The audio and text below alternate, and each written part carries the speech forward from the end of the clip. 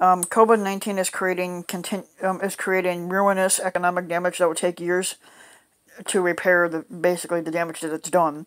It says that we reached 200,000 plus Americans dead from the COVID-19 in 8 months, nearly half the U.S. death toll that was combined in World War II, which lasted for about 4 years for America. As if that isn't awful enough, damage from the pandemic keeps piling up in other ruinous ways. It's all connected, meaning that one bad thing can make something else worse. Case in point, with schools now underway, 4.3 million workers might have to quit their jobs to take care of children learning from home. That's according to the research by Brevin Howard, an asset management firm, which says that if these workers were counted as unemployed, they'd add 2.6 percentage points to the unemployment rate, which is currently standing at 8.4%, which is still fucking high. Some perspective, Fat Ass 45 inherited a jobless rate of 4.7%. Like like a stone thrown into a pond, when you take 4.3 million workers out of the labor force, the ripples spread far and wide. Even if partially cushioned by jobless benefits, it's 4.3 million fewer paychecks, 4.3 million fewer people spreading those dollars around in an economy that is about 70% dependent on consumer spending. This in turn puts economic pressure on businesses. Some might be forced to cut back, and the ripples keep spreading. Then here is this. Millions of idled workers means payroll taxes aren't being collected, which is how Social Security and Medicare are financed. The nonpartisan Congressional Budget Office said that recently that so much damage has been done already this year the Social Security Trust Fund is projected to run out by 2031. That's several years earlier than forecast just months ago. That was forecast several months ago. Inexplicably, Fat Ass 45 said on August 8th that he wants to kill the payroll tax and financing. But he wants to kill the payroll tax financing for these critical Social Security safety net programs altogether. Fat Ass 45 says schools should be open so many parents can get back to work.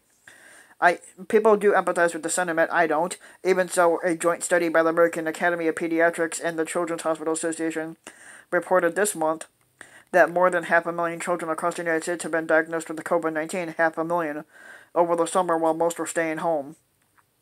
What happens if those more than 500,000 children go back to classrooms that may be overcrowded, and they spend all day in a school that might not, because of budget problems, have the necessary safeguards in place?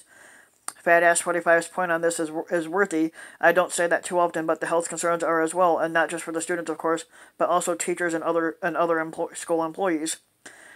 The dilemma has resulted in a mess. Some schools opened too soon, and disastrous effects happened.